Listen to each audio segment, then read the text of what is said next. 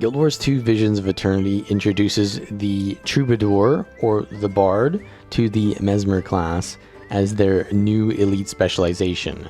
And this involves using instruments and tons of disable effects to prevent the enemy from taking their turns. So in this video, we're going to go over all of the mechanics of the Troubadour so that you can figure out how you want to play it, and we'll provide some build ideas in PvE and PvP so that you can try it out yourself. So let's go over the mechanics of the Troubadour, which are similar to the Virtuoso because clones cannot be generated. Instead of creating a clone, you will gain notes, and you can have up to 3 notes, and notes will just increase the duration of the passive effects that you get from your shatters. They will not do much else, and your shatter effects are going to be changed into instruments.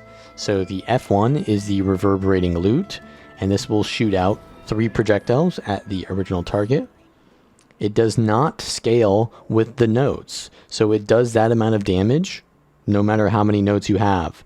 So this can be pretty good because it means you can use your shatter or your instrument skills without having any notes, which means you can just kind of use them without any setup time as well.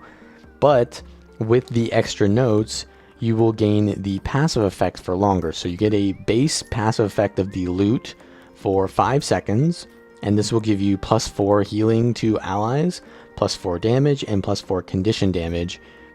And that will increase to 20 seconds if you have 3 notes. Now, the F2 ability is basically the condition one. So this is your power damage, this is your condition damage. This will give confusion to allies in front of you in a wave, and it will also do the flute, which gives the same exact passive effect as the loot, but it will also stack. So it will give 8 if you have both of them going the passive effect, and this also gives a daze if you hit the target in the center. And you can change where you're aiming with this by just moving your character. So you should pretty much always be able to land that daze in the center. Now the F3 is the drum. You will do a AoE around you, which you can see the effect has this ring, and it does a stronger CC the closer you are to the targets that you hit. So at the max range, it does a little bit of a daze. It does a longer daze the closer you are, and then at the closest range, you will do a stun instead. So a lot of CC. Mesmers did not have access to a stun before, they just had daze. Now you've got a stun and you have a daze on the F2, so there's a lot of CC here. And this will once again give you the passive of the drum, which will give you the same effect as the other one. So 3 loots or 3 instruments playing will give you a 12% bonus to all of those stats. Then the final instrument is the Harmonious Harp.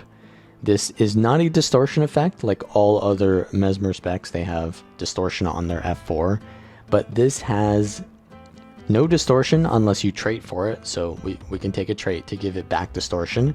But the issue is that this is actually a cast time skill, and so your distortion has a cast time, which means it's harder to react or even use it while you're already disabled, and that makes quite a bit of a trade-off for this. But what it'll do is it will heal, and then it will continue to heal for a little bit after, and that's pretty much all it does when it's not traded. But you can add some traits to give it extra effects, and of course this also gives the harp passive effect to give those extra stats. Now the last shatter skill is not an instrument, instead it is Crescendo, which will unleash a wave of sonic magic, and this does a decent amount of damage around you and will give barrier to yourself and allies, and it will do increased effect per instrument playing. So it can do more damage, and I believe it can do more barrier as well. So if I'm just playing all the instruments here, what you can do is just press all of them, and then you can do this, and you can see the barrier has increased effect as well. So 25% per instrument. And I believe that it looked like it gave 5,000, so it didn't stack additively. It looked like it was stacking multiplicatively, but still, you're going to do a lot of damage with Crescendo because if you have all those effects, it already does very good damage. So that can be quite bursty, and it can give quite a bit of support to your allies. And in a way, there's not much investment that you need, because sure, these instruments, you probably want to use the earlier ones with notes so that they last long enough, but you can just literally spam all of your instruments and then crescendo and get the highest effect crescendos. Let's go over the traits, because those will change how the effects work. So we have Mayhem, which changes how your F2 or your flute works.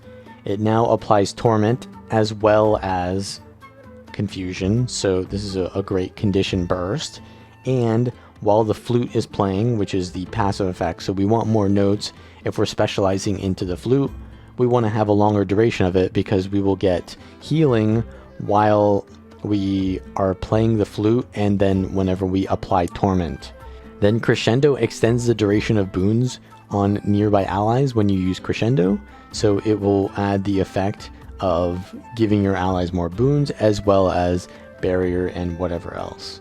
That's a decent amount of support if you're playing a pure support build, but it's not amazing.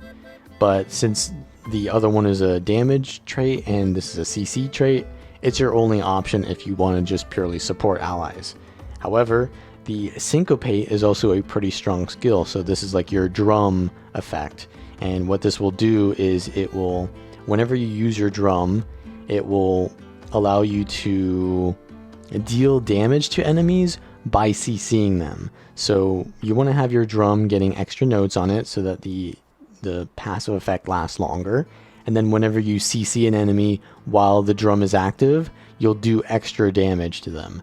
And after 3 seconds, you'll do an extra daze, so you'll get extra damage from that as well. Now the minor trait here is essentially just whenever you use it's your passive effect for your instruments, getting extra damage and healing. Then we have shredding. Your lute, so this is like your flute here, this is your drum here, and this is your lute trait.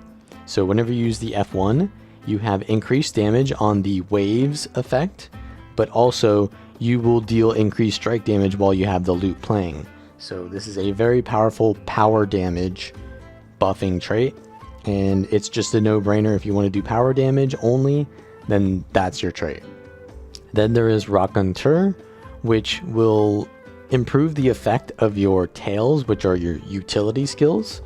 It will essentially give you 1 note when you use tails, and it will reduce the recharge of all of your shatters by 1 second, and then reduce the recharge of the corresponding instrument. So for example, each tail will correspond to 1. So like this one is the drum, so when I use the drums and then I use this one, it reduces the recharge of that specific one by 3 seconds instead of 1. Then we have a Love Song, which adds distortion to your harp. So now you have distortion again on your F4, and it will give boons to allies while the harp is playing. So that's going to be your alacrity support or alacrity DPS option trait there. This is not available as a boon though in competitive mode, so you don't get alacrity there, because that would just be overpowered. Symphonic Resonance also allows your crescendo to give might and fury to allies per instrument playing when you use the crescendo. That's just going to give extra boons. And then Fortissimo will give you a note for 5 seconds. Each second they'll give you 1 note after you use crescendo, and you will gain increased attributes for each instrument you have playing. So if I have the lute playing, right, it already gives this effect, but then it will also give 5% increased to all of my stats, which is pretty powerful for sustained damage builds. So this is going to be like your DPS build choice, where you just want to do damage over time. You're going to get increased stats, and it could also be really good for celestial builds because you have all stats anyways. And then for call and response, this is going to repeat the initial effect of your instrument whenever you use that instrument with 3 notes. So for example, I use the drum and I use it with 3 notes. It will do that stun, and then it will do a delayed effect for 1.5 seconds, where the after image basically appears, and then the after image will do the stun as well. And this does not do the improved effects of traits or give you the drum playing effect for longer. It just does the initial effect twice. So all the other passive effects or traits are not going to trigger twice. So this trait is not amazing, but it can have interesting effects because it can be used on all of the stuff. So for example, you can get the loot to happen twice, which does pretty good damage. Say for example, if you have the Shatterstorm trait and you have call and response, that can be pretty big burst. Or if you want to do a lot of CC, you can use the drum syncopate trait, and then every time you CC an enemy, you will do damage to them, and therefore the deafening drum being used twice would do a lot of CC. Then altered chord is going to increase the effect of your crescendo based on the last instrument that you played. So the lute is going to give you a 25% damage buff if you use the lute and then you use a crescendo. The flute is going to give extra confusion if you use the flute, which it already gives confusion, and then you're going to give extra on the crescendo. And then the drum is going to give a daze, so you can stun or daze and then do another daze. And then it's going to give extra healing on the lute, so the lute heals and then you can heal for even more. So it's basically just doing that effect again, but also whenever you play an instrument, you will reduce the recharge time of your crescendo by 2 seconds. And this is like a 30-second cooldown. So if you have like an illusions traded build, which reduces the recharge time of your shatter skills, you can use crescendo quite often, and this has a sort of bursty effect to it.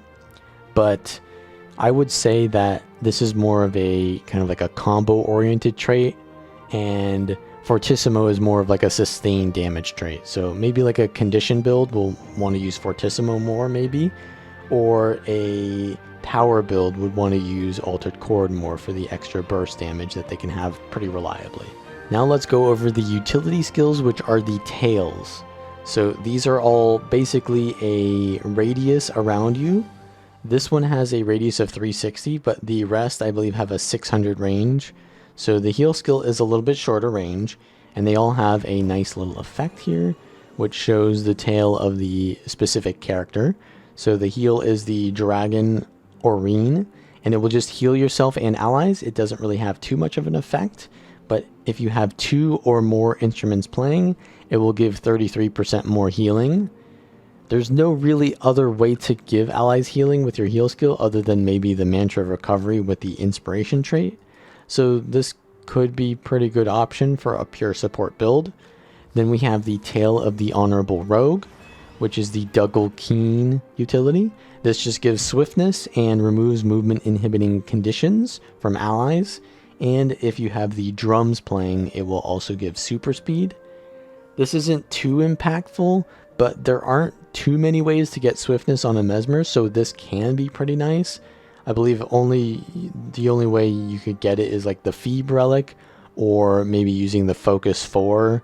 So this can be nice, but otherwise it's kind of low impact.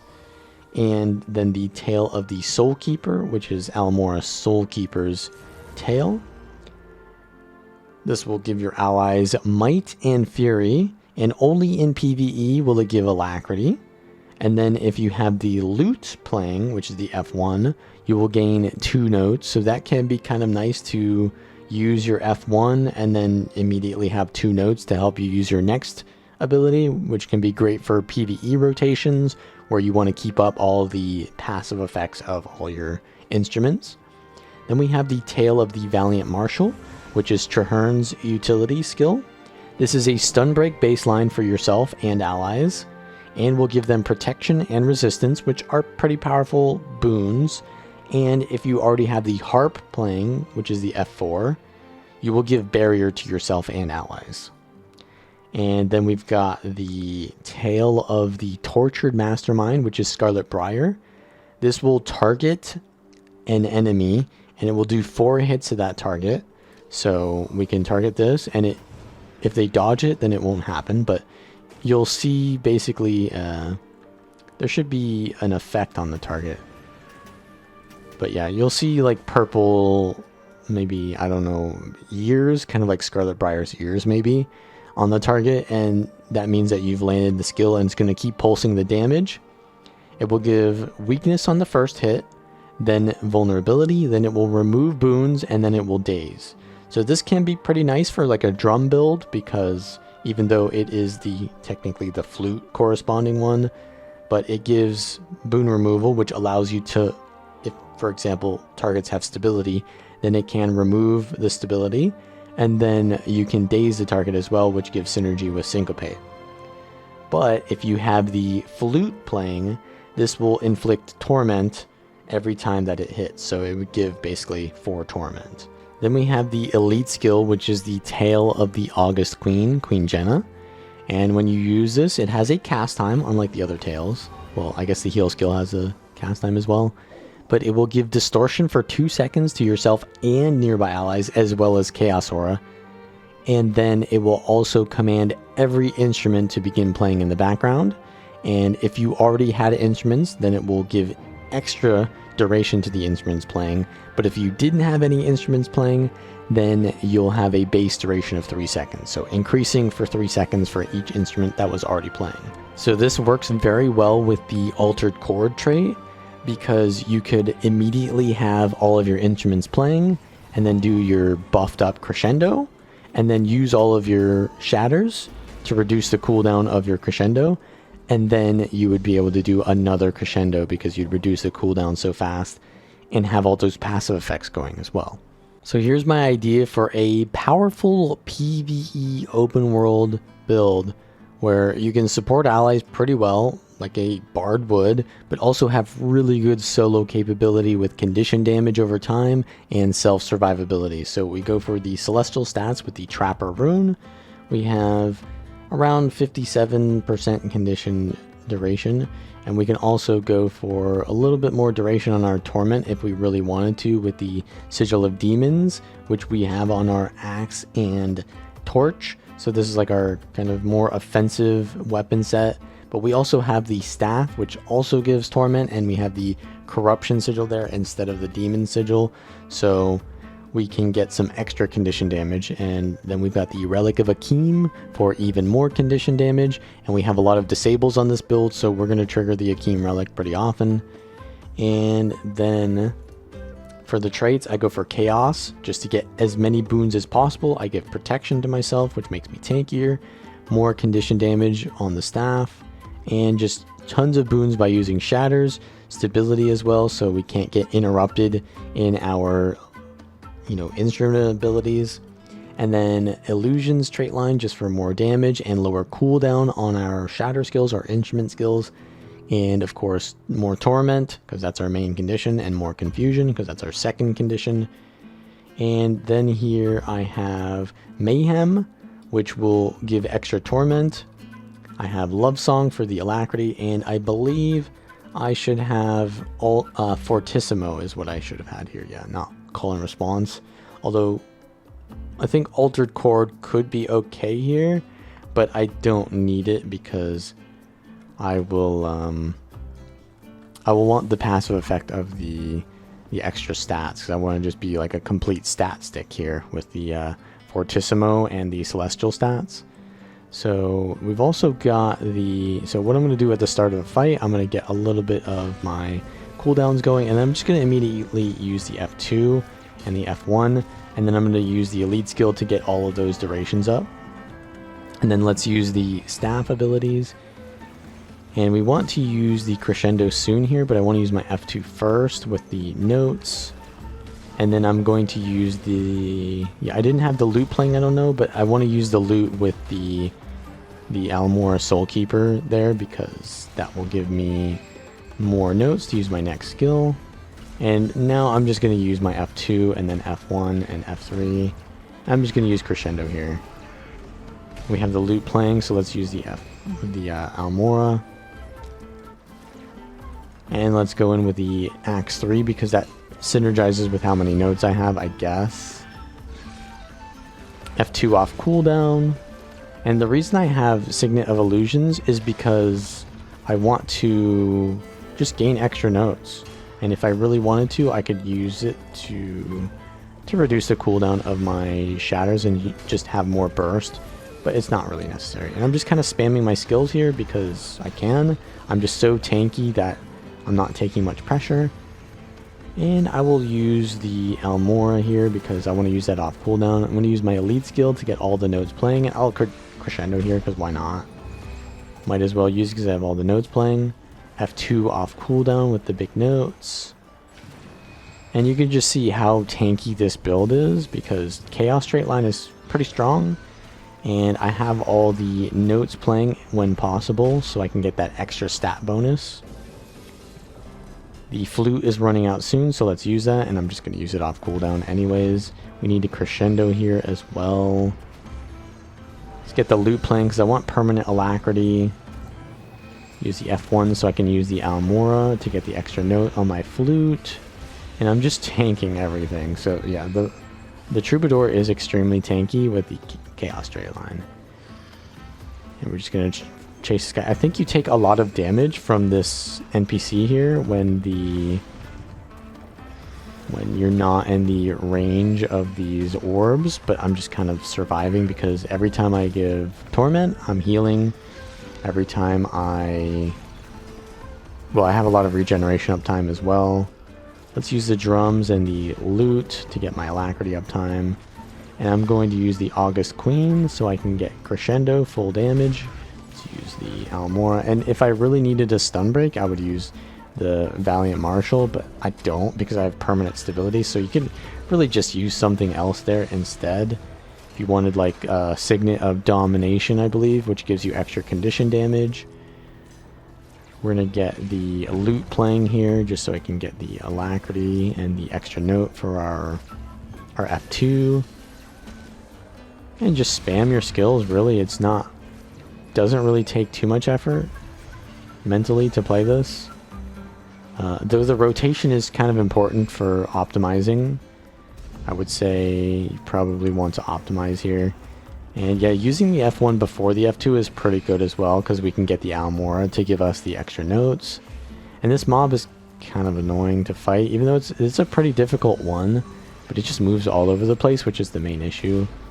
But yeah, you can see we're just kind of ignoring most everything. Let's use the August Queen here because we got crescendo coming up soon. Use the F2.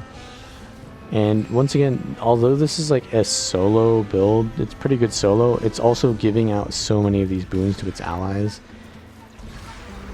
which makes it great in meta events, makes it great in group content.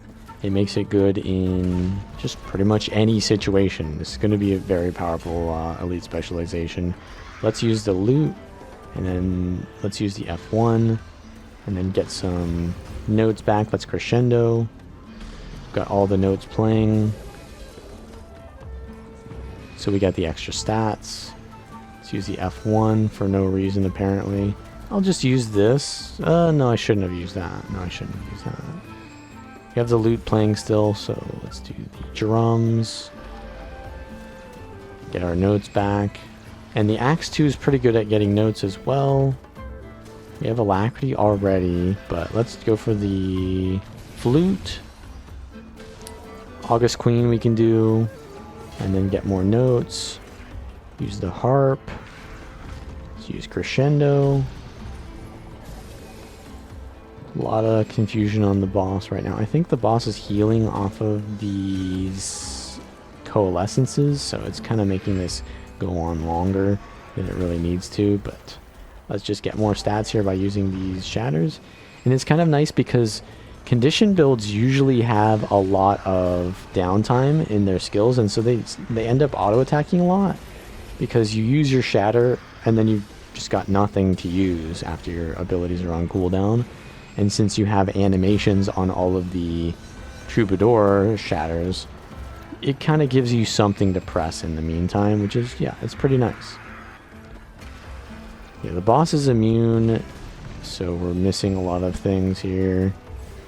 And yeah, we're just going to finish off this boss. It's taking quite a while, but yeah, we're just so tanky here.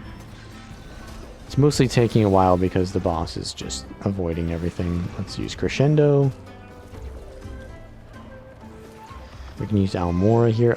Another thing that it's kind of difficult to see which of your instruments is playing, but if you look at the little icon above their bar, you can see which one is playing easily by seeing that little, there's a bit of a bar there to show you which one is playing still. So that can let you know if, for example, you want to use the Almora Soulkeeper tail, you can see, okay, the F1 is going, now I can use it and get those extra notes to help me sort of get my other ones to have more duration. But yeah, that's pretty much the build. So here's my idea for a PvP build. I've got the Traveler Room with Flock Relic, Transference Sigil on the rifle, and then I have a Sword Shield with Energy Cleansing. And I'm just using Power Block with Chaos. So essentially I'm doing a lot of CC to enemies to prevent them from killing my allies, lock them down for my allies to do damage, but also giving out a decent amount of support through the mantra and the rifle, and just the Troubadour's shatters do a lot of, you know, healing. So we give out the stability to our allies here, we give them support, and then we can also remove boons from enemies with our shatters and with the arcane thievery. Now my allies being focused here, so I give them the Flock Relic from using my heal and Aegis from the manipulations trait, and I use my Sword 3 to leap out of danger. I'm getting focused a little bit, and yeah, they're all focusing my ally there, so I'm trying to land my rifle skills on them. I start getting attacked by, I believe, a conduit here, so I use my F3 to stun them off of me, and I'm getting shot at by a gale shot, so I'm going to line of sight here, use a Sword 2 to evade the, I believe that was a Greatsword 5, use my distortion here from the harp, and then I'm going to shield 5 to try to get them off of me. Now I do a decent amount of damage with my shatters, so, and my rifle skill as well, so I'm not like a 1v1 build, but I can pressure this conduit so that when my teammates arrive, we can get the kill on them. Now I use my heal skill to get some Aegis, and my Revenant, which died earlier to getting just focused by their entire team, is here, and we can just finish them off like that. And now we can probably cleave this body out and then regroup into mid with our team. And so the Sword 3 is just like the Virtuoso Sword 3, right? Because you don't have illusions, so you can use it for mobility, but you can also port back with it. So that's kind of nice. But you lack the Immobilize that you would have on the core Sword 3, so there is that. And we just give our rifle heals to our allies, use our elite skill to give distortion to our allies as well, so just no funny business happens, and Crescendo to get a nice burst there. So this is using Avatar Amulet, and so we have a decent amount of power damage, and Crescendo just scales so well. I get immobilized there, so I use the Traherne tail to get some resistance so I can get out of that. And now we're going to remove the boons here by using the Arcane Thievery, use the Rifle 4 to maybe get a stun there. There it lands. And then we use the drums to try to get another stun, but they evaded at the very last second. And now we give stability to our allies, and we're going to push onto the node. So here we've got it down, and I can heal my allies, but I get stunned, so I immediately stun break by the Mantra of Concentration, and we can remove this guy's boon, but he evades. And now my allies trying to get this kill here, but I need to keep them topped off, so I want to use my Crescendo very soon here. I drums, and I block a little bit because I'm getting focused. Now I want a Crescendo to keep my ally alive after giving them the Flock Relic. I'm still not using the Crescendo. I should really be Crescendoing like immediately, because that would give the healing. Okay, so yeah, my ally died here because I just refused to use the Crescendo for some reason. Once again, I am not the, I haven't played these new classes that much, so, I'm making some mistakes here. But yeah, if I had used it there, we would have gotten the barrier. I believe we would have gotten the healing, right? Because I'm using Altered Chord. And Altered Chord would give me extra healing on the after I use the harp. So I would have to use the harp first and then use the Crescendo to get that extra healing, but it would have given the barrier. Regardless, my teammates come in and rally us, and we're able to win that fight anyways. So yeah, a little bit of a mistake there by just delaying the crescendo so much. But yeah, the heal skill also gives barrier and Aegis because of the relic of the flock, and the manipulations trait that gives Aegis when you use a manipulation. I could use the heal skill of the Tails heal skill, but I feel like Aegis and barrier from the flock relic that can be used on a 15-second cooldown is maybe a little bit better, especially because the heal skill here is going to give me reflect. So I feel like it's better utility to have barrier and Aegis than just sheer healing. But I think you could go for the tail heal as well. So now this Evoker wants to 1v1 me on node, and this is not a good 1v1 for me because I am not really a 1v1er. I'm kind of like a supportive kind of team fighter. I can do damage and maybe I can pressure them a little bit here, but they can also pressure me harder than I can pressure them. And they've evaded pretty much all of my damage. I missed my crescendo, I missed my drums. So, I mean, we got them pretty decently low regardless, so maybe this is winnable. I can use my drums again here to stun them, and my rifle 2 can do some damage. I heal my ally off the node, just give them a little regeneration from the rifle 2 as well. And we can go for the CC here. I use my elite skill there to get distortion because I'm getting bursted. My heal as well to give Aegis. Now my ally goes down. I'm going to use the harp and then crescendo to try to finish it off, but my ally just dies instantly there because there are, what, like 4 people here or 3 people. So I try to kite and just stall as long as I can, but I really should have died on the node there, to be honest, because now they can just bleed me out, and that's not going to be great for our team's momentum on the map. But we're 200 points ahead, so we'll probably be able to buffer that quite a bit. And when I respawn, I'm going to probably want to just help our team win whatever fight they can to stop the momentum shift that is currently happening on the map.